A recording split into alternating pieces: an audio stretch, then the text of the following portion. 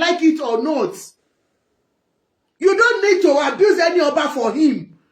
Awikonko Oba oni ọ̀rọ̀ yín ṣe eye bu Oba kankan fún wọn mọ́ kò dáa.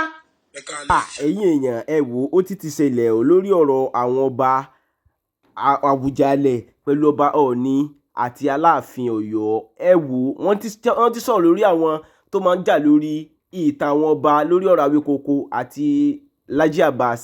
Ẹ wò ẹ wá lọ gbọ́ nǹkan tí wọ́n sọ nínú fídíò yìí. Wọ́n tú pẹrẹpẹ ọ̀rọ̀ nípa ọ̀rọ̀ àwọn ọba ilẹ̀ Yorùbá. Ẹ jọ̀ọ́ ẹ má gbàgbé subscribe sórí Gbemi débẹ̀. Kò ní gbà kò ní wá jẹ́ kó máa wojú ọba kan fún mi nígbà tí iṣẹ́ wà lọ́wọ́ tó mọ̀ fóun láti develop ilẹ̀ Yorùbá. Jẹ́rú ọba Ọ̀yọ́ yẹn wọ́n mú wá láti Canada kò síṣẹ́ kò sí kankan lọ́wọ́ ẹ̀ tó ń ṣe nílẹ̀ ìyá yẹn so àyè gbà láti máa listen sí rọ́bìṣì yẹn. Táwa mú Àwùjalẹ̀ tó fẹ́ kó ní company tó rọrùn tó máa wá láyè láti máa listen. Ìyàtọ̀ ẹni yẹn ní àtọ́ bá gbéṣẹ́ fún ọba Ọ̀yọ́ sí tó rọ̀ ní tó rọrùn kò ní gbà má ti rà ní tó rà ní tó make sense. Mọ́mí wa táìtáì ẹ kálẹ́ mà. Báwo ni òjèrè? Yes ma. Ẹ kálẹ́ mà. Ṣé rí ọ̀rọ̀ Ọ̀yọ́ tẹ̀ ń sọ yìí? Tẹ bá rántí máa nǹkan báyìí wà ní US. Òun ló bẹ̀rẹ̀ kínní yìí. Bóyá is a blogger. Ó tóbi bóyá àmọ̀rúfù ló ó ṣe àmọ̀rúfù. Òun ló bẹ̀rẹ̀. Ó dẹ̀dẹ̀ pé òun ló máa wà behind gbogbo nǹkan tẹ̀ ń sọ yìí. Ọ̀kẹ́ pé ọba Ọ̀yọ́ yẹn ò níṣẹ́ o, Canada ló ti wá ó níṣẹ́ o. Òun kò fẹ́ yan oró ni. Ẹ̀jọ̀ fẹ́ yan oró ní Nàìjà. Ẹ sọ ohun tó ní Nàìjà fún mi. Ṣé wàá sọ àwọn ọba yòókù tá a fẹ́ fi jẹ́ tó yẹ pé Nàìjà náà. Bàbá mi ló ní kankan Nàìjà o. Kò níṣẹ́ Nàìjà náà nígbà tó wà Canada ló níṣẹ́ nígbà tó dé wà Nàìjà tí ò níṣẹ́ ń sìn tó jẹ́ pé Ọ̀yọ́ ló jókòó sí. Tó ò ní pé wọ́kà kan ti ṣe nọ́ọ̀sẹ̀sì òun máa lọ bá. Ẹwẹ́ tó wà lẹ́yìn iṣẹ́ wo lẹ fẹ́ kó ní bẹ́ẹ̀. Ẹwẹ́ tó wà lẹ́gbẹ̀ẹ́ sista tó wà lẹ́yìn sista Àjọkẹ́ yìí sí. Kí a máa tó bá jẹ́ Ọlọ́run jẹ́ kó wọlé torí èmi náà láìkì máa yẹn kó wọlé. Ẹ fẹ́ sọ fún mi pé wọ́n lè máa ráyè. Ilé tó yẹ kó mo kó fọ́ọ̀mù yẹn. Àwọn eléyìí orí wọn pé ẹ ti gẹ́tì kan tí mo sọ sí. Ọba ẹni náà tó bá níṣẹ́ lọ máa ń wá ojú èké fún lọ́wọ́ ẹ̀ máa ń dilẹ̀. Ẹni tó ní bíkẹ́sì tiẹ̀ tó ò fẹ́ kó rẹ́ẹ̀kì kò ní ráyè ẹjọ́ òṣì. Tó bá síbẹ̀ ní wúwọ́ tó pe ẹ lódìdí ọba Ọ̀yọ́ kò máa lítì sí ìyá àmọ̀wúfù tó wúlò ní ibi tó wà yẹn. Mi gbọ́ owó ẹ̀ kó já àmọ̀wúfù ló máa sọ tó máa ṣe fún ẹ tó wá bẹ̀ ẹ wá gbà. Ẹrú kankan ni wọn Ọlọ́run jẹ́ sí ọba Ìjẹ̀bú-Òde ṣe kọ́ má gbàgbà jẹ́ mọ̀ pọ́ nìyẹn níṣẹ́ ẹ mọ èèyàn tó ń pọ̀ ní lọ́wọ́. Ẹjọ́ Àjọkẹ́ ẹjọ́ bá wa bá Ọọ̀ni yẹn wí o gbogbo yín ẹjọ́ ẹ bá wa bá Ọọ̀ni wí kọ́ máa gbọ́wọ́ káàkiri sóṣòṣò yẹn ti. Ní bá bàbá wa wí a máa kàn sọ fún dádì wa ni pé kó jọ mọ́mì mi ní kí n bá bàbá mi wí kí wọ́n máa bá bàbá ẹ̀ wí ni a kò bá dádì wa sọ̀rọ̀ náà ní gẹ́gẹ́ bí ọmọ. Ẹ bá bàbá yín sọ̀rọ̀ yẹn ti pọ̀ ju gbogbo àwọn onídìí ńláńlá yẹn kó wà lọ́ọ̀kan kó máa ju rìkẹ̀rẹ̀ sí wọn gbogbo àwọn pásítọ̀ àwọn olórí. Wọn máa ń mi ẹ ní sùúrù. Àwọn onídìí yọ̀ máa ó yé mi máa mi àní máa mi ó yé mi. Àní máa mi ta ọkọ tó ṣẹlẹ̀ jẹ́jẹ́ ni Ọọ̀ni jókòó. Àwọn onídẹ̀ẹ́jìyàn gidi ni o. Ká láyé àwọn bàbá yẹn wọ́n máa gbẹ́sẹ̀ lé wọn ni o tó bá jù wọ́n jù fúnra wọn ni wọ́n máa gbẹ́sẹ̀ lé wọn wọ́n dẹ̀ máa gbé wọn jókòó sáàfin kọ́ máa ta gúgúrú kọ́ máa ta obì ń bẹ̀ kọ́ dẹ̀ máa ta ewúro òye yín. Ọọ̀ni ọ̀rẹ́ nìkan ní iṣẹ́ fúnra wọn lọ́wọ́ jù di o ẹni tó bá níṣẹ́ lọ́wọ́ ni wọ́n ti di.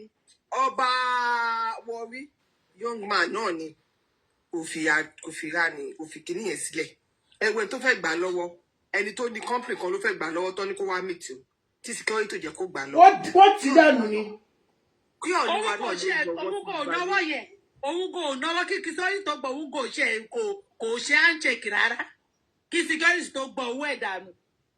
Òun ní ó ní prestige fúnra rẹ̀ ni ọkùnrin yẹn ní prestige a mọ̀ pé eléyìí ó ti pọ̀ jù ó ti pọ̀ jù ó sì lè kọ́kọ́ láìkẹ́. Ìyàwó ẹ̀ ńkọ́ bí ìyàwó ẹ̀ gan ṣe kárí ààrẹ ẹ ti mọ̀ pé ọmọ yẹn ilé ọlá ló dẹ̀ tí kò sí ipò ọlá lòún wà ìyàwó ẹ̀ gan òjì kẹrẹ. Wọ́n ti sọ nǹkan tó mìíní fún nìyẹn tẹ́lẹ̀ kán dẹ̀ máa gbowó kiri kán dẹ̀ máa ṣe pàtí gbogbo ẹ̀ kí gbogbo wọn máa dẹ̀ ṣe rọ́ndọ̀rọ̀ndọ̀n ìyẹn ti pọ̀ jù àtàwọn ìyá alájẹ àtàwọn ìyá oníṣọ́ọ̀ṣì gbogbo wọn máa ṣe kùkẹrẹ ìyẹn ti pọ̀ jù náà lóòótọ́ mi láìkẹ́. ẹ wò wọ́n gbá lédi yẹn lọ́wọ́ ni òun ni fídíò ẹ̀ ló go viral yìí wọ́n gbá lédi yẹn lọ́wọ́ ni ó fẹ́ ṣèkọba ọba Àwọ̀rí Olú of Warri ó gbà lọ́wọ́ dànù ni ẹ wo ó gbà lọ́wọ́ dànù ni. àwọn ní tradition Ọlọ́run á jẹ́ kí Ọlọ́run àbí tó bá yẹ ẹni sùn tó bá gbà á ta nǹkan tó bá lọ gbà á nulẹ̀ ńkọ́ ṣẹ́ṣọ́ pé kò lọ gbà á nulẹ̀ àǹtá Àjọkẹ́. ẹ bọ̀ yẹn yàtọ̀ ẹ̀ tí understand kọ́tà ń ṣe aláti sọ ẹ má jókòó pẹ̀lú kínní ọ̀rọ̀ pé yàn ń gbàyàn láti inú ilé ja kó gba tọmọ ọdún kan nínú ilé. ẹ tí understand kọ́tà ń sọ ẹ má jẹ́ ká jókòó pẹ̀lú kọ́tà ń sọ yìí it's a very serious matter. very serious matter kò rẹ̀ ó respect rẹ̀ níta. ó máa rẹ̀ because ẹni ogun kan hàn bí kó lọ náà but kábíyèsí wa ò ní àwọn wà too open ó ti wà too free jù it's too accessible that's the truth it's too accessible. nǹkan tó ń bẹ̀ sọ nìyẹn too much familiarity bring indulgence ó yẹ kó mọ̀ yẹn it's getting too much akọ́lọ́run kó mọ̀ ọ́ ṣe kó tètè ya mọ́wọ́ ẹ̀ sá kínní tó ti pọ̀ jù. àwọn pa wọn náà ti ń gbọ́ àtàwọn blogger wọn ò ní ṣe bẹ́ẹ̀ mọ́. Ọlọ́run dádì mi kábíyèsí ọ̀nì mo máa bá yín jà o I love you too much but ẹ má máa nọwọ́ ìjọ owó yín máa ti kí ló dé ọwọ́ yín má lè ṣe ẹ bá sáré nọwọ́ ẹ má nọwọ́ mọ́ o. ọ̀rẹ́ mi bàbá mélòó lọ́rẹ́ mi dádì ni àwùjọ dádì ni àìdè wá sí ìró wáyà o ẹjọ. ọmọ gbogbo ayé ni Àjọkẹ́ mi ọmọ dédédédé. ọmọ tẹ bá lọ sọ 30 mi jòjò ọ̀rẹ́ mi tó bá há yín mú ọmọ àwòkó tó ní pé jápàdà gbọ́dọ̀ ṣe létí. àǹtí Àjọkẹ́ dúná ṣé ìyàwó dáàdì yín ti lọ fáínálì ni ó máa kàn ń ṣe oge gan lórí social media ṣé ó ti lọ fáínálì ni. gbàgbọ́ ni ò ní lò. gẹ̀dẹ̀ ṣọ́ gbà yín.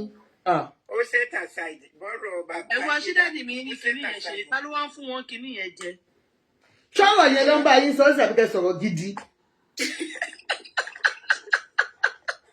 Ọlọ́run nǹkan tí bàbá yẹn ṣe mo ń wá péjẹ o Ọlọ́run gbogbo ṣe sọ̀rọ̀ yìí péjẹ ni mò ń wá. náà sì wà mí ò rí mo ń wá pé bóyá màá rí bóyá màá bùkún ló rán wọn jáde. owó bó ṣe sọ fún rí pé tó bá jẹ́ pé ẹni yẹn ayé ẹ kí gbàgbà tó ṣe ràn ni ó máa go for àwọn èèyàn yìí tá a rí gan by mistake everybody gan rí if no so ká nìkan tó lè crop ni tọ́lọ́ mọ̀ pé tó bá bẹ̀rẹ̀ sí máa ṣe tó bẹ̀rẹ̀ sí máa ṣe ó kẹ́ ní ṣé wọn kì í ṣe ti bàbá wa báàtì ni olórí oko bàbà tó máa ṣe tó máa jẹ́ kó wọgbó bọ ìyẹn bóyá gbàtẹ́ nìyẹn ṣí ẹ̀tọ́ ló delete pé kí ni òun lọ sọ pé kọ́mẹ̀ntì ẹ̀ rí pé kí ni gbogbo eléyìí ẹni yẹn ṣe ó dẹ̀ delete kọ́kọ́ ó rí pé kọ́ má lọ mú lórí péèjì ẹ̀ kọ́ bá sọ pé òun ló ṣe nǹkan yẹn pé even àtọ̀ kó má jẹ ògùn kí ló ṣe ẹ̀kún ẹ̀ ti understand so òun ló dé pé kí ni yóò ṣe lọ fara òun ni ṣé Àjọkẹ́ ilẹ̀ yìí máa lẹ máa ṣe ẹ̀.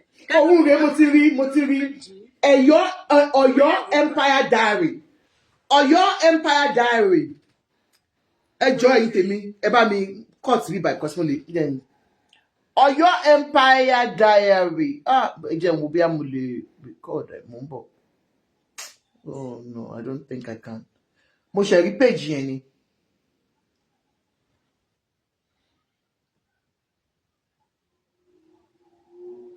Ọ̀yọ́ Empire Diary ẹ jẹ́ kí n wá orúkọ ọmọ gangan Ọ̀yọ́ Empire Diary èèyàn kan ló ṣe ẹ̀ ẹni yẹn náà ó ní shame on Ọ̀yọ́ Empire Diary. 4 days ago. Oh my goodness. Ọ̀yọ́ Empire Diary. Yeah. You shared a picture of Ọọ̀ni of Ife. Bí ẹjọ́ ṣóṣì wà lórí ẹ̀ ni. Ó yìí wà ń bẹ̀. Bẹ́ẹ̀ni. Ó yìí wà ń bẹ̀. Wọ́n láti lọ wá ẹ̀ tó wà lọ́dẹ̀ kọ́ gbé nìyẹn. Okay.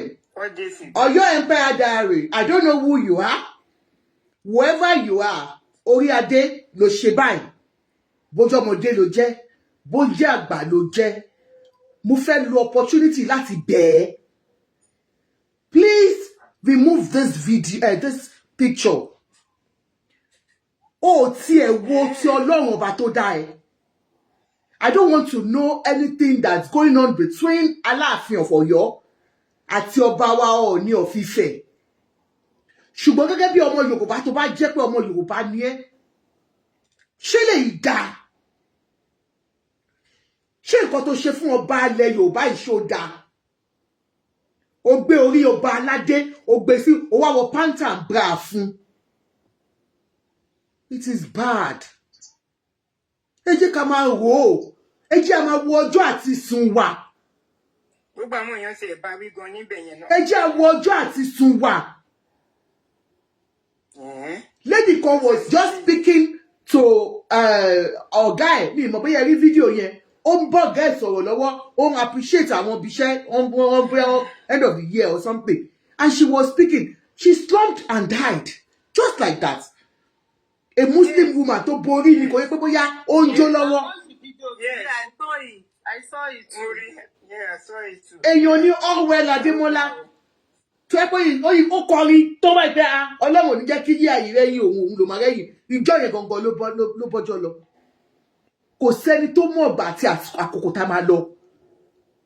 Ẹ má jẹ́ ká ti torí owó kẹ́ máa ba yí ara yín jẹ́, kẹ́ máa bọjọ́ ọ̀la àwọn ọmọ yín jẹ́.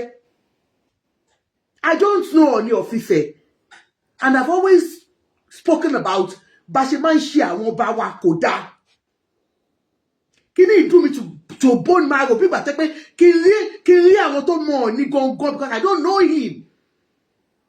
Whoever is in charge of this blog, I beg you, remove it. Wo ọjọ́ ọ̀la àwọn ọmọ tó bá bí sáyé tó bá tí ì ní láyé. Wo àtúbọ̀tán ẹ. Nǹkan tó ṣe yóò dáa. Ẹ máa ń sọ̀rọ̀, ẹ máa ń ṣe àlùfàǹṣà, ẹ máa sọ́sọ́ba. Wọ́n ń wò wọ́n. Wọ́n ní tẹ́ bá lọ sọ fún kábíyèsí pé ń sọ̀rọ̀ ìgbà ní ẹ̀bùn ẹ fi wọ́n lè jàre, wọ́n ní fọ́ọ̀n ni àwọn làjà jẹun. This is a man tó kó ọmọdé mọ́ra, tó kó àgbàlagbà mọ́ra. Since that man became the king, mi ò rò pé ó tàyàn kan lábùkù rí. Kò sí mi ò rẹ́ni tó ń sọ̀rọ̀ kábíyèsí yẹn bá dìrì. Ó wá mú odidi ọba aládé, ó gbé adé sí lórí. Kódà o. Ọba Ọ̀yọ́, gbogbo tó ń ṣẹlẹ̀ yìí ọ̀dọ̀ yín ló ti wá o. Bàbá mi kábíyèsí ẹ pẹ́ láyé.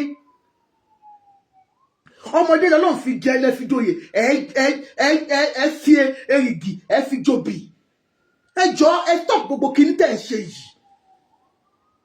If you feel you have anybody that's close to you, tó ń ṣe rádaràda, tó ń ṣòṣì yìí, ẹ bá wọn sọ̀rọ̀.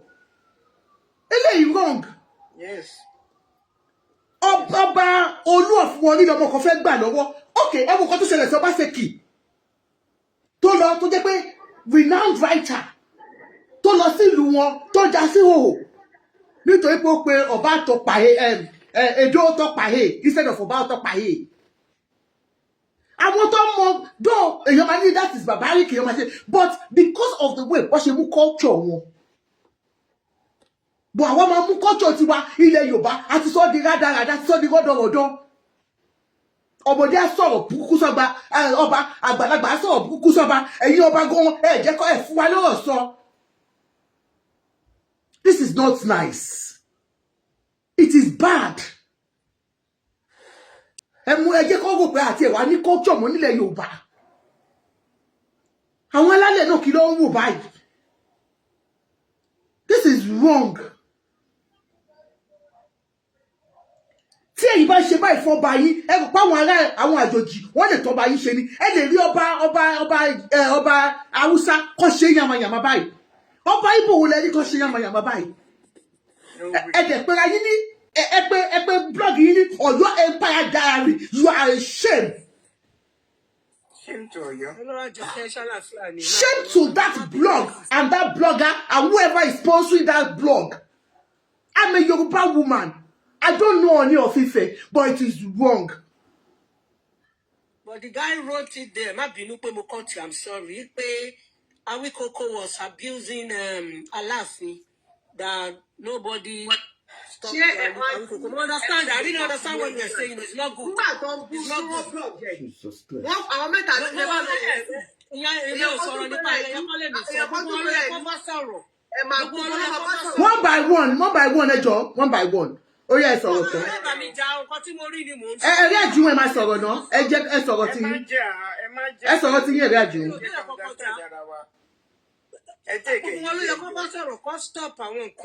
So Awikonko náà máa ń bu Aláàfin. Èmi wá ní Awikonko náà máa ń bu Aláàfin. Wípé ta ló stop ẹ wà lórí kíní ìgbọ̀bọ̀ yẹn. Èmi kò ẹ̀ṣẹ̀ rí sìn. nígbà tí you mentioned his blog name. I'm not mi ò sọ pé bóyá nǹkan tó ń ṣe dá kò dá èèyàn ò lè máa búyàn bẹ́ẹ̀ yẹn mi kàn ti kọ́kọ́ rí bí 3-4 days ago ni mo rí kinní yẹn so ó yẹ kó bá gbogbo wọn sọ̀rọ̀ náà ní kí àlàáfíà lè jọba. Àǹtí ẹ̀ wọ́n bá ń búra wọn ó yàtọ̀ àwọn ní kó máa gbé ní kẹ́dínà kó máa gbódìdí ọ̀rọ̀ àbáládé. I'm just saying mo ti rí èmi rí. Ẹ sọ̀rọ̀ lẹ́yọ̀pọ̀ nǹkan bẹ́ẹ̀ ṣe ń pariwo yìí mi ò gbó máa ń fọ́ mi lórí. Àgbàlagbà mi wà náà. Wípé èèyàn kan ti ṣe wọn ọba wí ẹlòmíì tún ti ṣe fún ọba Oǹdó èèyàn kan tún ti wá tó ṣe fún èèyàn kan tún wá pè rẹ̀ ní Akíkaka TV ó tún ti ṣe fún Ọ̀ọ̀ni again láàrin gbogbo wọn dà tó bá ti dé èèyàn kan ni mo tútù sọ ẹlòmíì ò ní ṣe bọ̀ torí bẹ́ẹ̀ ń bẹ̀rọ̀ kọ́ má ṣe òun ẹ̀wọ̀ eléyìí tó pè ní Akíkaka TV ó lọ gbé síbẹ̀ ó gbé Ọ̀ọ̀ni sínú pátá àti bra ó gbórí èèyàn kan sí ó tún fi ọba kan sẹ́gbẹ́ ẹ̀ náà èèyàn kan tún wá pè rẹ̀ lọ́mọ Odùduwà kiri kan ní Ghana ó tún lọ gbé ọba Oǹdó ó tún ṣe the same fún ẹ jẹ́ ká kọsù tọ́tọ́ bá ń búra wọn. àwọn tí wọ́n tó àwọn kí ló dé táwọn náà dìde àwọn ò lè ṣe ra wa léṣe lórí ẹ̀ because kò affect àwọn èèyàn àwọn akọ́ máa sọ tiwa ni kò affect wọn àwọn akọ́ máa sọ ènìyàn náà ti sọ ni ènìyàn náà ti sọ fún ọba wípé do this do that but ọjọ́ bọ̀ ọba dẹ́ sọ pé nǹkan kan ṣẹlẹ̀ sáwọn ẹni tó náà ara ò ta àwa la fẹ́ ṣe ra wa léṣe àdẹni ṣe ra wa léṣe because àwọn náà rí wọ́n dẹ̀ ní àwọn social media àwọn tó wá ń dùn kí ní social media wọn so káwọn náà díje kán lọ ṣe èmi ò ní tèmi èmi ò tọ́ pé bóyá nǹkan tó ṣe dáa kò dáa but at the same time ó ní àwọn tó ń bá wọn ṣiṣẹ́ tí ọba tí ẹ wá sórí Facebook àbí social media kí àwọn tó wà ó jẹ́ sẹ́kítì kí wọ́n dìde tó bá dẹ̀ sọ pé ara ò ní àwọn kò sí nǹkan tá a lè ṣe sí o ẹ má jẹ́ ká fúnra wa kiri kò sí o. òótọ́ ni 4 days ago ó yẹ kí wọ́n ti dìde kán ti sọ. This is shameful honestly it is shameful and as you said. àwọn fọ́rẹ́nà àwọn American black American gbogbo wọn ti ń lọ sílé Ifẹ̀ Òṣogbo nǹkan kan pé wọ́n fẹ́ mọ ìṣẹ̀ṣe ṣé bọ́n ṣe máa ṣe ìṣẹ̀ṣe rèé tí kì í ṣe fọ́ọ̀mù lélẹ́yìí he's not a president now it's our national sovereignty wa ló ń bàjẹ́ yìí ìgbà tí kì í ṣe politics lélẹ́yìí inú ẹ̀ tún dùn ó ní people are mad o who do the okay ó ní he think he can pay blogger this is very bad nǹkan táwọn Yorùbá máa ń ṣe kò gbọ́ sí rárá it's too much kí ló dé kí là ń gbé tá à ń gbé wọn kàn ń bínú ẹ̀ nínú bọ̀ tó yẹ kí. Ọ̀yọ́ empire only he thought he can pay blogger he has never seen anything. Never seen not gbogbo àwọn tó wà lórí kinní yẹn kò ṣe tó gba tiẹ̀ wọ́n nílé yóò dá o take it down. But I don't even know Awikonko sincerely if truly Awikonko tí wọn náà bá ti ń bú ọba Aláàfin of Ọ̀yọ́ you are a disappointment to yourself honestly because gbogbo yín ẹ kàn ń ṣòṣì ni nǹkan tẹ́ ẹ ṣe yìí ẹ fi ń jẹun àti jẹun lẹ ń wá kiri that is not how to do it it is wrong. Gbogbo àwọn ọba yìí kò sí tó kàn yín pẹ̀lú wọn. ẹni tí wọ́n náà kò dùn àwa tí wọ́n ọ̀nà ló ń dùn tí wọ́n fẹ́ ṣera ẹ̀ ṣe. bẹ́ẹ̀ má jẹ́ ó dùn wá. wọ́n lẹ́nu náà wọ́n dẹ̀ láwọn èèyàn tó sọ̀rọ̀ ń dùn wọn. it is well.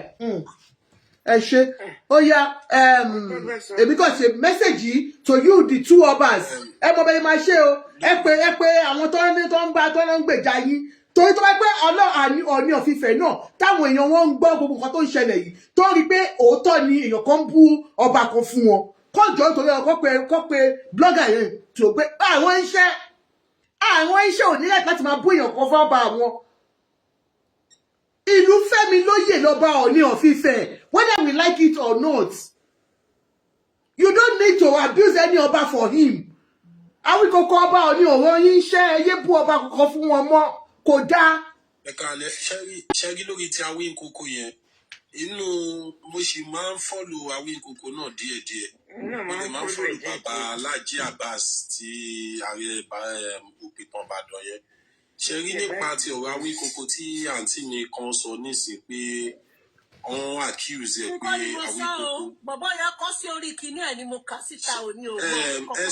Esma kò sí nǹkan tó jọ rárá àwọn bloggers yẹn wọ́n kàn ń try láti lo opportunity yẹn okay there is one guy náà ní orí Facebook ó dẹ̀ wà lórí TikTok náà that guy lẹ́yìn tó bá ti post àwọn content nípa Ọọ̀ni of Ifẹ̀ òun náà ló tún máa padà wá máa wá ṣe kíní muslim kíní kankan tó tún máa ń ṣe lórí TikTok ń bì mo máa ń bá pàdé several times so mo wá wò pé àwọn kíní are they hiding under the pé kíní Ọọ̀ni àti Aláàfin tọ́ni problem àbí orí ọ̀rọ̀ yẹn gangan kò tiẹ̀ yé anybody then lórí ti Awikonko mo sì rí ti Awikonko post of recent tó gbé fídíò kíní fọ́tò wèrè tí wọ́n ṣe yẹn ó gbé t'Aláàfin ó gbé ti Ọọ̀ni ó gbé sẹ́gbẹ̀ẹ́ ara wọn tó gbé wọn ṣe pé ẹni tó ṣe wọlé ìkọ́ ló máa ṣe pé irú àwọn ọmọ burúkú wo ló ń burú wà báyìí so Awikonko dẹ̀ ti ń sọ times without number nínú àwọn programu ẹ̀ pé any video tóun ti ṣe o láti fi abuse Aláàfin kó gbé jáde. So these people àwọn tó ń pera wọn ní Ọ̀yọ́ tí wọ́n ń lo kíní tó ń pera wọn ní blogger Ọ̀yọ́ yìí. Ọ̀yọ́ Empire Diary. Ọ̀yọ́ Empire Diary. I understand motives wọn and the funniest thing ni pé tí ẹ̀yọ̀ kan ni wọ́n máa post anything báyìí wọ́n máa screenshot wọ́n máa post gbogbo tó jẹ́ bloggers wọn báyìí lọ́wọ́ máa repost nǹkan yẹn. Àwọn kìíní yẹn wọ́n ní láti bóyá wọ́n máa regulate kìíní yìí ni o bóyá wọ́n máa mú abọ́ṣe máa bá àwọn ọba yẹn sọ̀rọ̀ kó mọ bọ́ṣe máa because kìíní yìí jẹ́ ìdójútì fún gbogbo ìgbàkàrọ̀ òjìrè.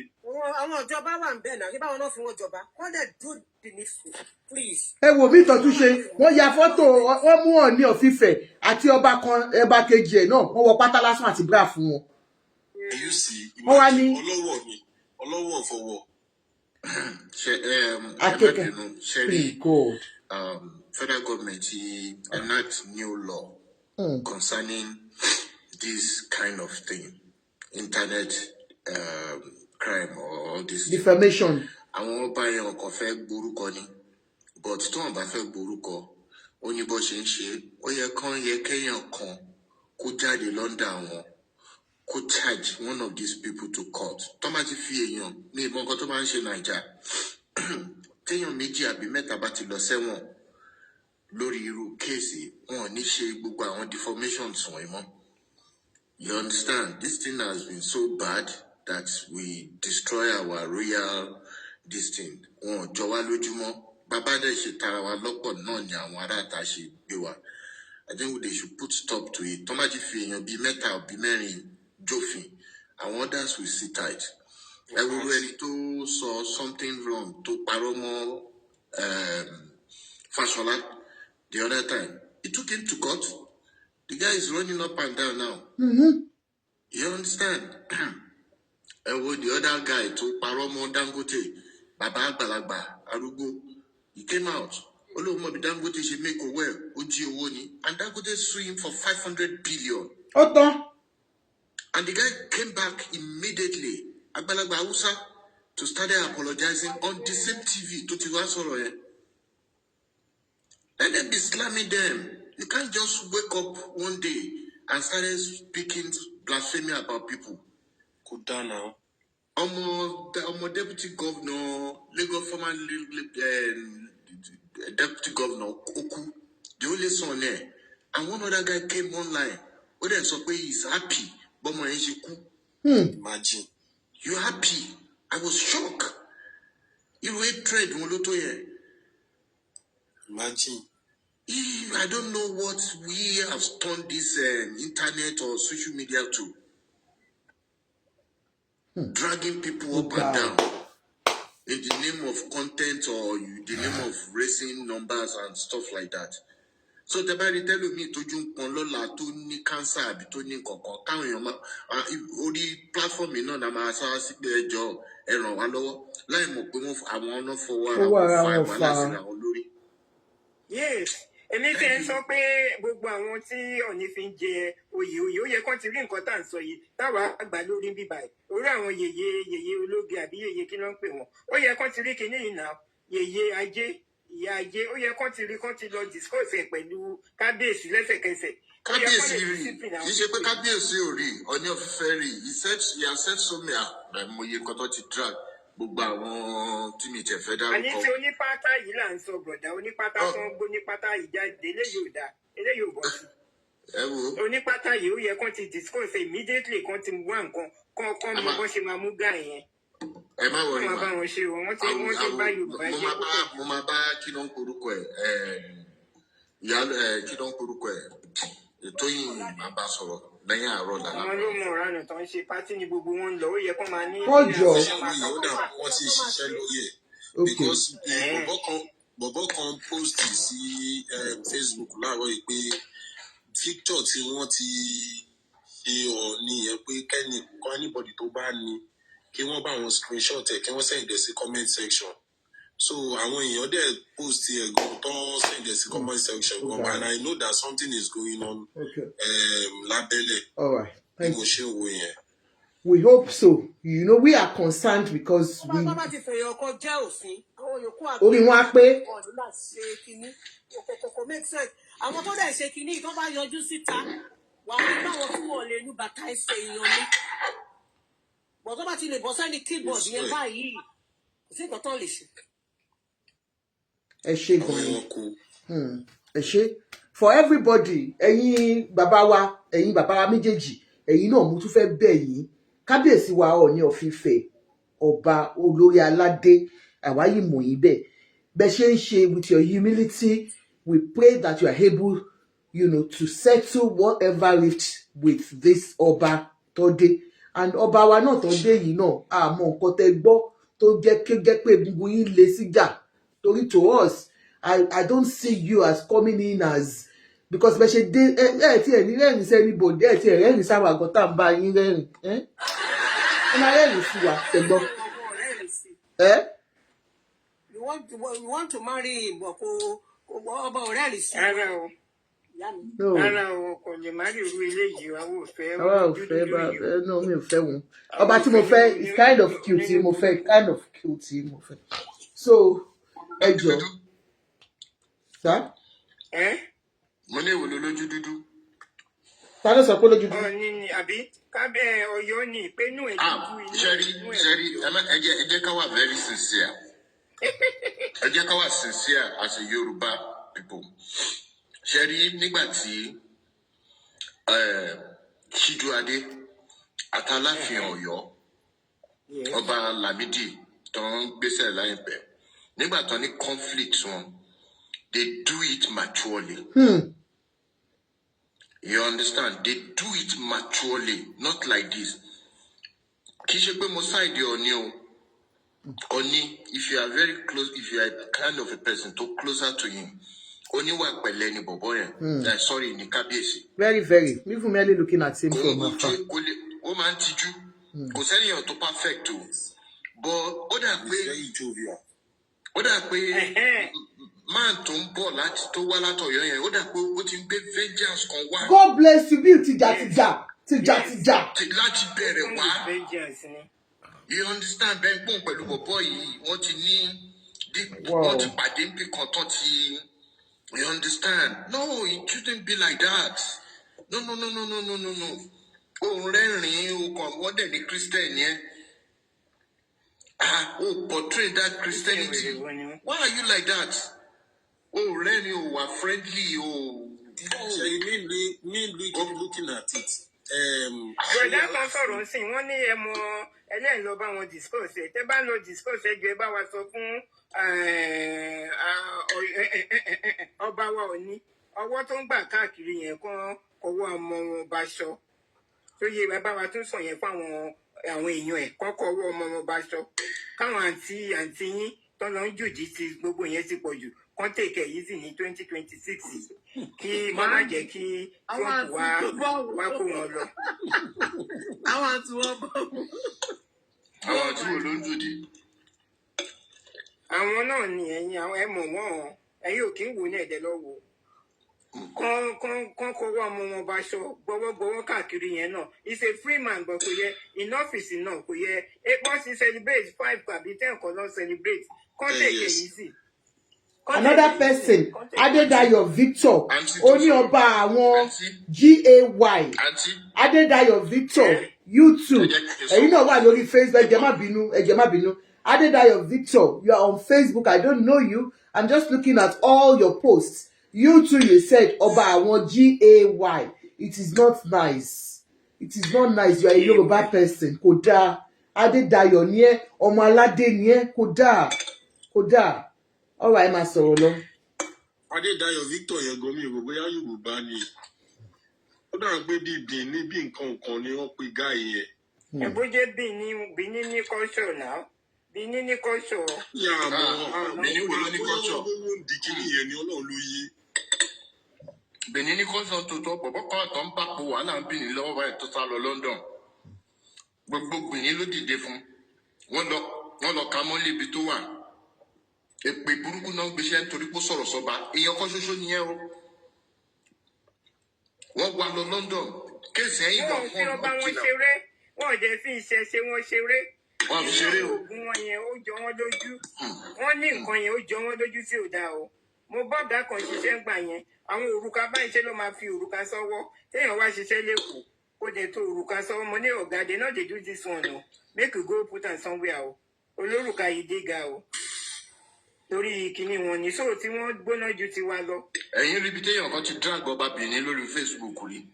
Ẹni yẹn ò ní sùn lọ́jọ́. Ẹ rí nǹkan tẹ́mi wò náà rọ Aláàfin àti Ọ̀nẹ́rìṣà ni pé tí ẹ bá wo Aláàfin dáadáa Aláàfin yẹn náà who is a gentleman but nǹkan tẹ́mi rí bẹ̀ ni pé wọ́n jẹ́ èèyàn kan tó yẹ pé àwọn èèyàn ti feed wọn with a lot of lies and he is surrounded by a lot of people tó jẹ́ pé ọ̀tá wọn ni wọ́n jẹ́ tí wọ́n rò bóyá ọ̀rẹ́ ni wọ́n.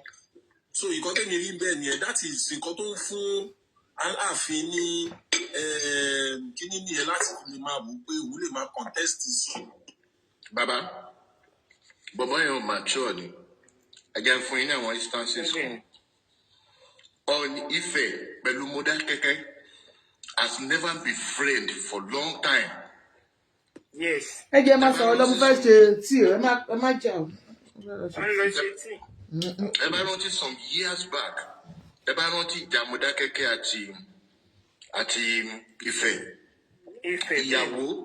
Àwọn ìyàwó àtọkọ tó jẹ́ pé bóyá ọmọ Ifẹ̀ lọ́kọ Mọdákẹ́kẹ́ níyàwó wọ́n pín ọmọ níbi tíjà yẹn worst dé gbàrà tí Adéyẹyẹ di ọba first thing tó kọ́kọ́ ṣe ni pé ó lọ bá àwọn Mọdákẹ́kẹ́ ó ní nǹkan táwọn bàbá wa ṣe ẹ má jẹ́ káwa continue ẹ̀ ó dẹ̀ parí ìjà yẹn. Aláàfin pẹ̀lú Ṣíjú Adé wọn ọ̀rẹ́ rí wọn ń pàdé but immediately yà wọn pàdé o wọn ń pàdé o. Aláàfin tó lọ tó wàjà yẹn. Pẹ̀lú Ṣíjú Adé. Mi ò mọ mi rò pé bàbá free ni. Wọn ń pàdé o akẹ́ni burúkú ni wọ́n. Security tẹ́lẹ̀ náà gbé wá nìyẹn. But ìgbà tí Yẹyẹ débẹ̀ gbàrà tí Yẹyẹ débẹ̀ Yẹyẹ lọ bá Aláàfin ó bend down fún bàbá yẹn náà dẹ̀ tún bend down fún padà. Yes. You understand? Ṣé rí bí mo ṣe jẹ́ yìí? Ọkú ẹ wò ó bẹ ṣe sọtẹ pa ọ eléyìí tó débẹ̀ yìí ní ìlú ìlàyé ìjà ló gbé wá. Ìjà ló gbé wá náà ìjà ló gbé wá. Gbogbo ilẹ̀ Haúsá ló ti para. Ó dábẹ́kúta. Àní eléyìí ò dé eléyìí lọ sí gbogbo àwọn nọ́ọ̀tì tí ó kàn yẹn ó wí kò tí ì dọ̀dọ̀ ọ̀pá kò tí ì dẹ́yẹ ìyá ọ̀dọ̀ ọ̀nìdọ̀lá. Ṣé yẹn ṣé ìjà burúkú yẹn ó mọyàn rí òdìbòdè ti bẹ̀rẹ̀ ìjà. Olùfọ̀ abúṣàjọba àbí olùfọ̀ abúṣàjọyè Ọlọ́run á jù wọ́n lọ. Coronation ẹ̀ Ọ̀ní wá síbẹ̀ nígbà tó wá lọ bẹ̀rẹ̀ sí ń dúpẹ́ àwọn north ló lọ ń dúpẹ́ fún. Ibi tó yẹ kó kọ́kọ́ wá ó wá síbẹ̀ no it's not done. Ó ti wà too obvious jù náà pé ó ń ta sí bọ̀bọ̀ ẹ̀ ni.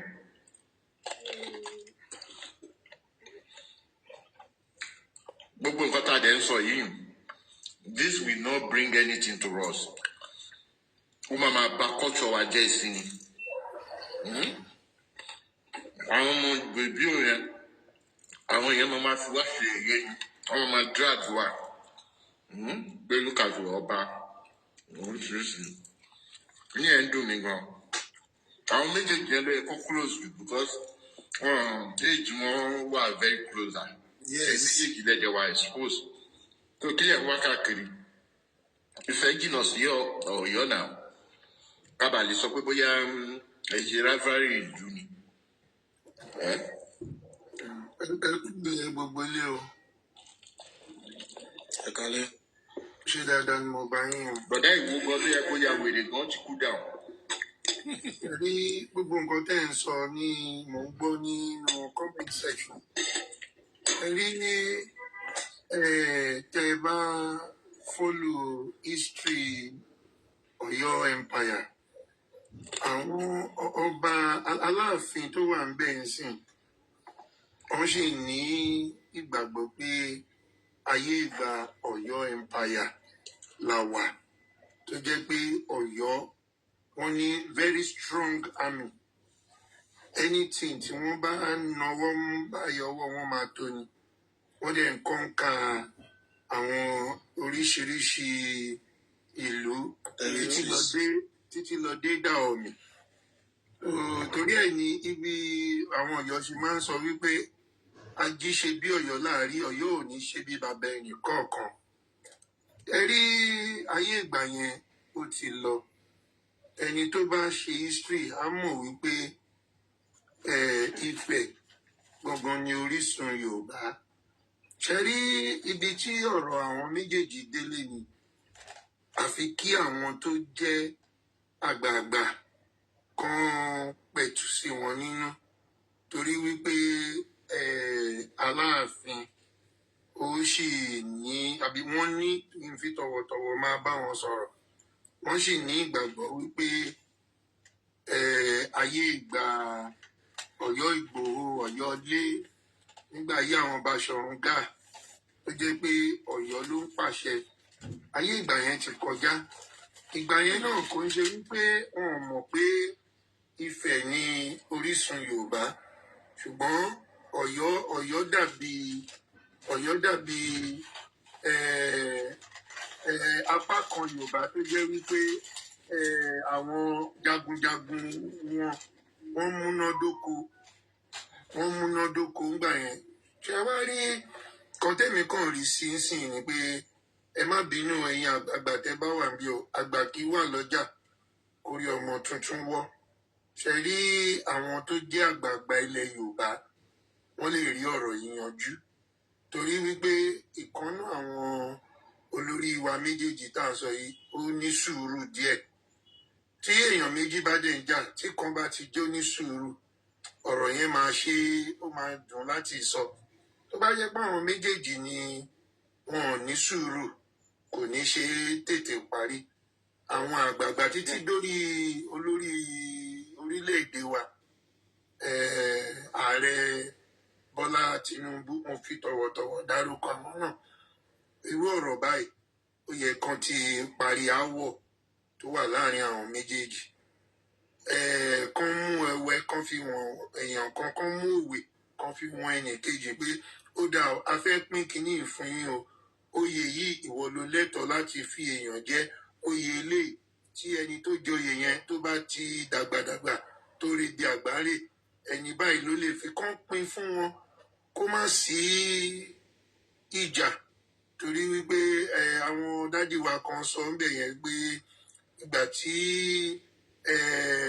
Ọọ̀ni Olúbùṣe wà láyé òun àti Aláàfin wọn ń kólà supremacy náà ni wọ́n ń jà fún ṣùgbọ́n láti má jẹ́ kí aáwọ̀ yìí kí àwọn àdọ́mọdọ́mọ wa náà kàn bá ń lẹ̀ àwọn àgbà wa ló yẹ kí wọ́n wá wọ̀rọ̀kọ̀ fi ṣàdá kan bá àwọn méjèèjì sọ̀rọ̀ èmi nígbàgbọ́ wípé wọ́n á gbọ́ tí àwọn àgbààgbà bá dá sọ̀rọ̀ yìí ṣùgbọ́n ibi tí ọ̀rọ̀ yìí lọ wọ́n ti ń jẹ́ kó pẹ́ jù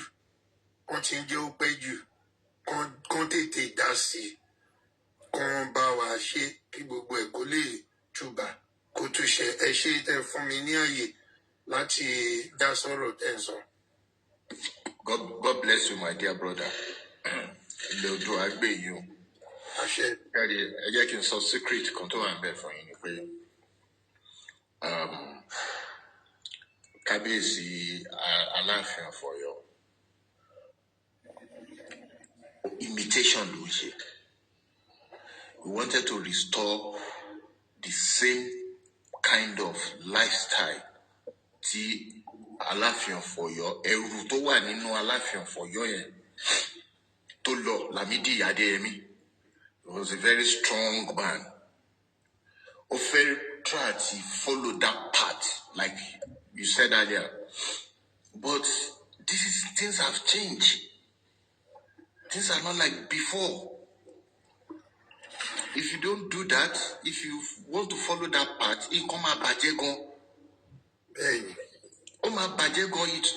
not going to add to progress of Oduduwa.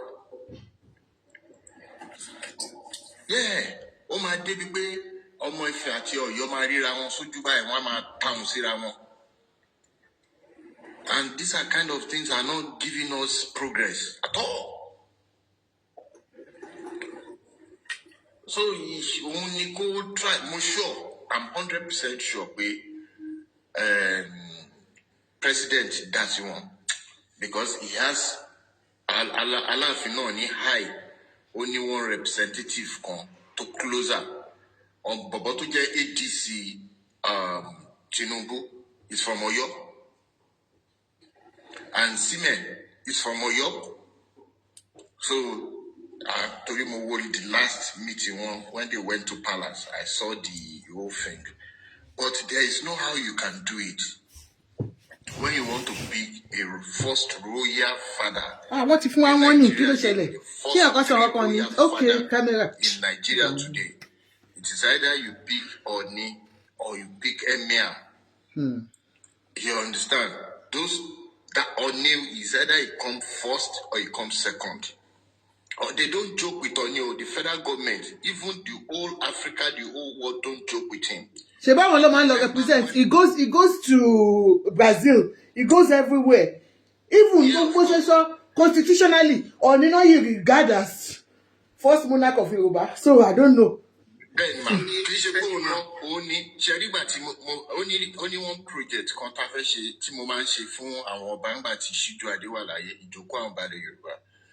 I went to one top government official. Do you know what it cost us to bring Oni to Abuja? Oni, do you know what it cost us to move him alone to Abuja, not to talk of taking him outside the country? Oni is so expensive. Only because you are closer to him, that's why you are talking like that. Oni ko le jo eyin loju, àwọn ará ta ló mọ̀ bí ó ṣe ní wait to. So ori biti Oni jókòó sí yẹn, ó delicate, ẹ rí pé kì í sọ̀rọ̀ much. Doesn't talk much. Ọjọ́ tó dẹ̀ máa tán push ẹ̀ láti sọ̀rọ̀ nígbà táwọn ìyá kan báyìí tán drag ẹ̀ seriously. He came out. Ó lóun kan wò wọ́n gẹ́gẹ́ bí ọmọ òun. Ó ní ọ̀rọ̀ kan ṣoṣo tó ń bá sọ. Ó lóun mọ nǹkan tó máa dà fún wọn. Ó ní but he won't say much. So thank you so much. Surayo, how are you? We need to restore the dignity of our queen. Queen of Elizabeth anyhow. Queen. King anyhow. Uncle ete ń lọ fà. Ọba Benin tá sọ yìí. Oníjẹta ni ọkọ fẹ́ gbà lọ́wọ́ tó mú tó ṣán dànù. Worry Olú of Worry ọmọ kékeré náà ni. Ẹ wo Obaseki, wọ́n já sí hòhò nílùú ẹ̀ nítorí pé ó kọ ọba àtọ ẹdún ẹ̀ tó pè yìí instead of ọba àtọ pè yìí. Toro ti ní wọ́n ti ní misunderstanding. Ó ń jẹ́ ya up to now ma. Rí Bobrisky tó lè dé Benin mọ́ ni. Wọ́n bí aláya Bobrisky rè. Àló yín jìyà Obaseki yín jìyà ó lo bọ̀bọ̀ yẹn ti sá kúrò máa rántí orúkọ ẹ̀ sìn ó ti sá kúrò ní Nàìjíríà ó lọ London wọ́n tẹ̀lé lọ sílé lady tó ti lọ́dọ̀ London ó ń jà dúró ní UK lọ́wọ́lọ́wọ́ báyìí gbogbo 2 weeks ago was hot with him.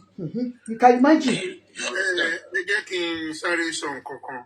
Ó wà lórí fọ́nrán kan ní àná à ń sọ̀rọ̀ nípa òpó ṣíṣú ṣe rí nǹkan tí mo fẹ́ sọ lórí ọ̀rọ̀ ọba tá à ń sọ yìí ṣe rí olúwa ń bẹ bíi tàtijọ́ o àwa láàsìn bàbá bíi tàtijọ́ ṣe rí àṣà wa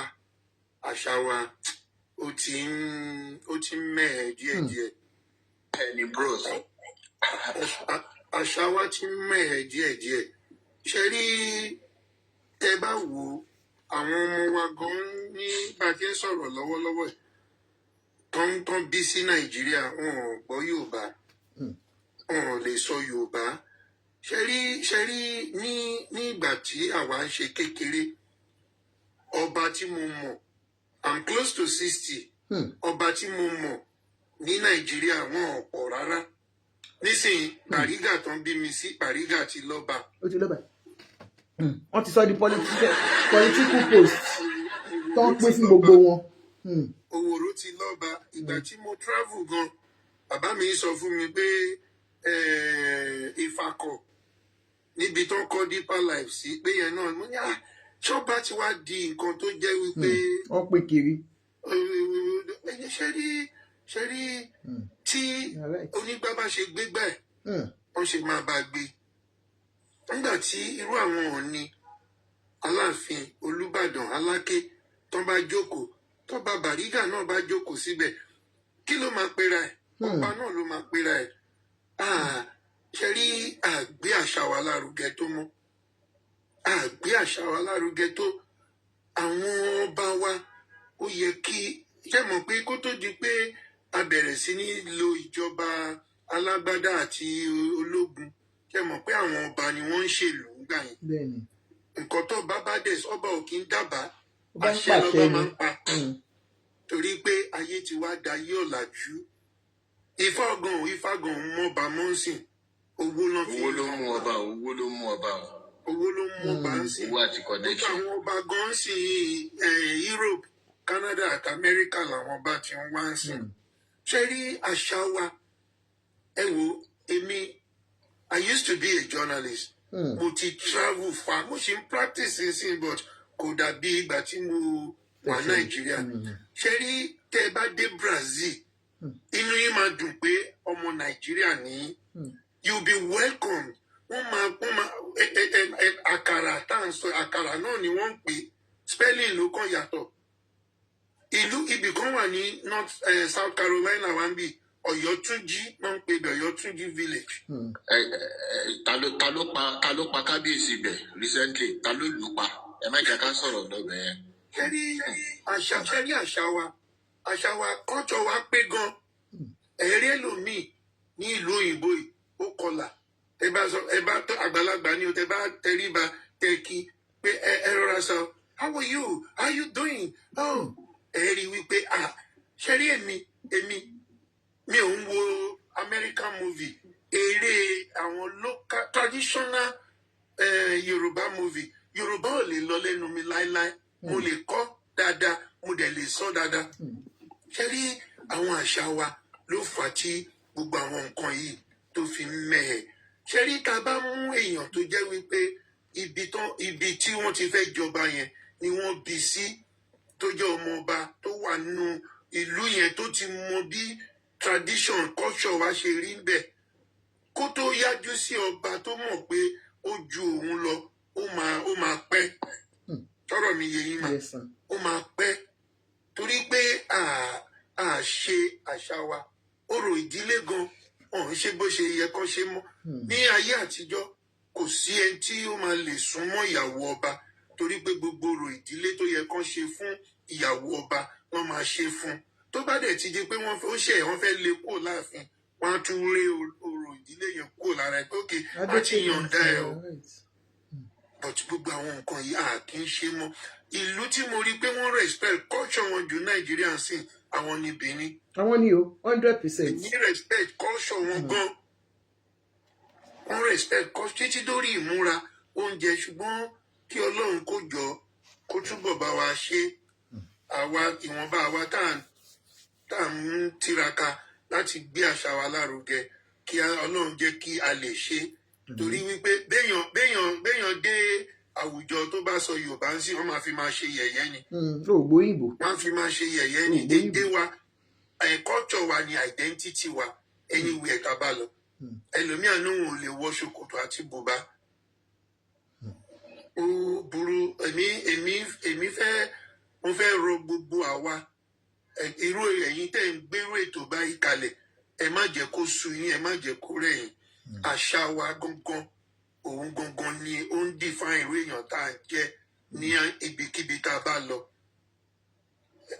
Inú mi dùn pé mo lè darapọ̀ mọ́rú ètò báyìí lẹ́yìn. Torí gbogbo àwọn nǹkan tó ń sọ lórí TikTok ju ọ̀rọ̀ ọkọ àtìyàwó bẹ́ẹ̀ bí scroll lọ́sìn ọ̀rọ̀ ọkọ àtìyàwó. A máa ń sọ̀rọ̀ ọkọ àtìyàwó ń bíbá iná tó ẹgbẹ́ tó bá bá wa ní.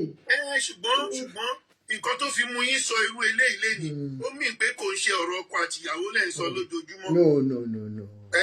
So kọ̀ọ̀kan báyìí irú àwọn nǹkan tó lè ṣe wá láǹfààní tí gbogbo àwa ọmọ káàárọ̀ oòjíire tá a máa fi mọ̀ wípé báyìí ni èèyàn ṣe ń ṣe báyìí ló ṣe yẹ ká ṣe bó ṣe ń ṣe kó lè bá rí bó ṣe rí. Ẹ wo gbogbo àwọn bàbá wa àtàwọn ìyá wa tán dá sọ̀rọ̀ ọ̀rọ̀ ọlọ́gbọ́n ni gbogbo wọn sọ. Àbú èèyàn kankan àtàbùkù sí ọba kankan gbogbo bó ṣe máa da náà ni gbogbo wa ń wá. Ẹ ṣé gan. Thank you so much sir. Ẹ ṣé gan ni. Àgbáyé mo fẹ́ pàtẹ́wọ́ ni ẹ má bínú. Àgbáyé adalẹ́ sir. Àgbáyé adalẹ́ àgbà onítọ́ lórílẹ̀. Thank you so much. And sincerely for everyone that has joined me, you know what we do here. Àwa máa ń sọ̀rọ̀ nípa nǹkan tó make sense ní díẹ̀ náà ṣe mọ̀ irú bẹ́ẹ̀ mi ṣe wá ń ṣe àṣàna mo wá ṣe lálẹ́ ìkọ́lọ̀ tó ní kí n tún sọ̀rọ̀ dáàdì wa mo rí ọba tó fine it's not like it's just cute mo tó fẹ́ jọba ṣe ti yé yín so and sincerely I wish Ijebu people all the best in choosing their king because a fẹ́ kí eléyìí náà tún dé ọba tó bá máa jẹ kó jẹ́ ọlọ́pọlọ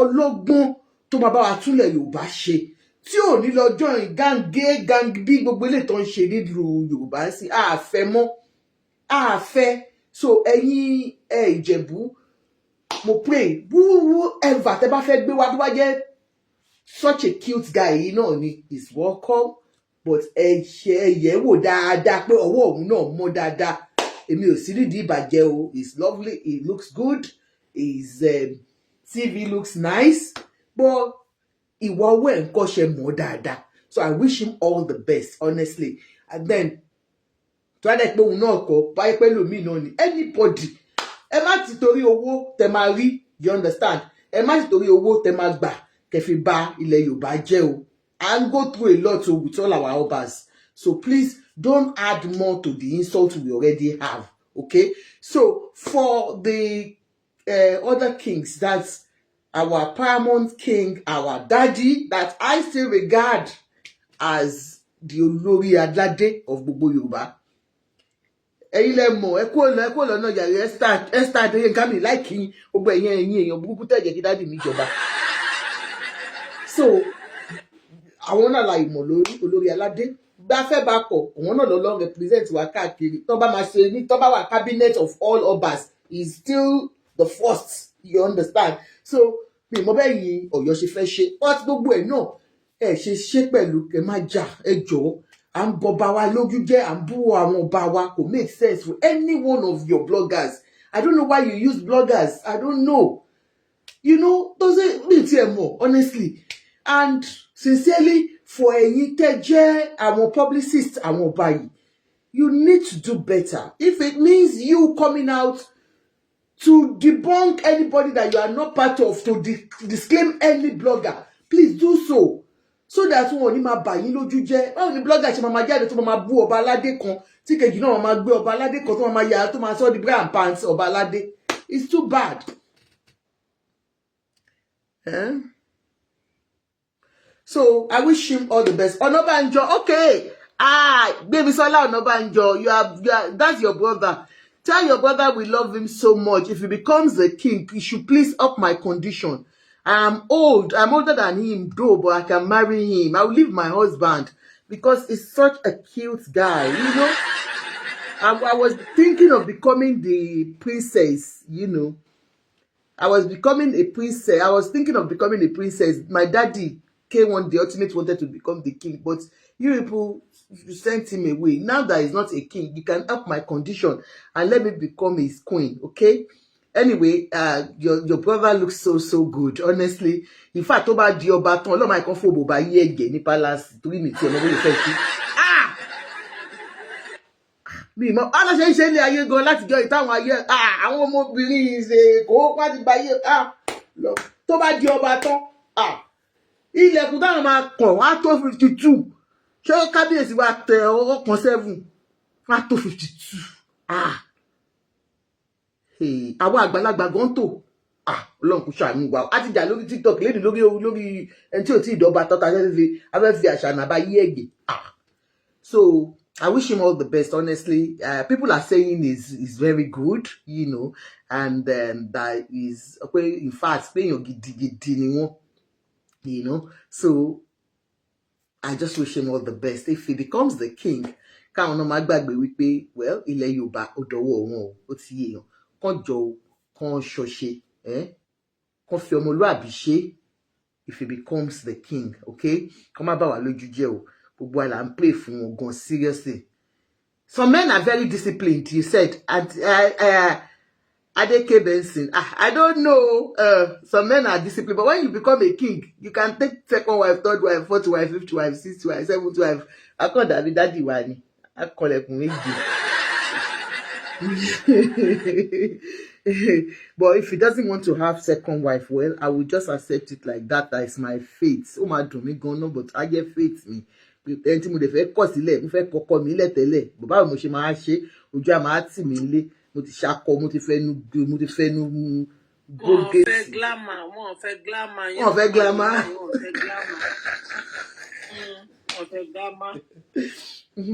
Thank you so much, everyone.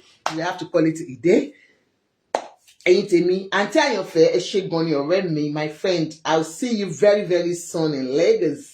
Loud in Lagos, you know, loud in Lagos. I'll see you soon. Lágbára Ọlọ́run. Mommy mi tai, ìyá rere, ìyá lálùbáríkà, ẹ jèrè àwọn ọmọ yín náà. Thank you for always being there for me all the time. Ẹ̀rí àjíhun, sister tèmi. Tí kékeré ni, tẹ́lẹ̀ máa sọ̀rọ̀, tẹ́ bá bú dádì mi, máa ṣe yín léṣe. Ṣé rí máa tẹ fi sẹ́yìn yìí? Abẹ́tà táwọn Ìjẹ̀bú bá ṣe the right thing. Eléyìí dáa. Ní wọ́n lè fi sọ pé ọba wa ní ọba tó lead gbogbo Ìjẹ̀bú land nílé. Táwọn Ìjẹ̀bú òde bá ń gbọ́ this man ó ń wọ̀ tẹ́ni tó lè jẹ́. Ó pọ̀. Ọba tó jẹ́ o. Aṣọ oníyàn àti TK èyí náà fẹ́ jẹjẹ máa yẹn láìpẹ́. Ọmọ Ìjẹ̀bú ni mí náà tábàdẹ̀ rí kó dá. A fẹ́ ọba tó jẹ́ pé gbogbo Ìjẹ̀bú land gbogbo àwọn Yorùbá land yóò fún ọmọ bá wa hendi. Yes. One is kingy, is kingy, is kingy, is kingy. Ọmọ tó jẹ́ pé ó máa nífẹ̀ẹ́ ọmọ kéékèèké. Ọ̀rẹ́ tẹ́mi dẹ̀ rí yìí, tẹ́mi rí yìí, ó máa kọ́ àwọn yúùtù mọ́ra. Ẹ̀yin Ìjẹ̀bú Òde ní Faguwa family ẹ̀ ṣe ìjọba. Compassionate care. Ìwé eléyìí sì ó dáa, ó ṣe bá ń campaign fún bọ̀tì, ó jẹ́ kẹ́ gbọ́kàn tí public náà sọ. Pé tó bá níyàn ó dáa, ìlú ìdá, kò tí mi kàn fẹ́ sọ nìyẹn. Ẹ ṣé gan ni.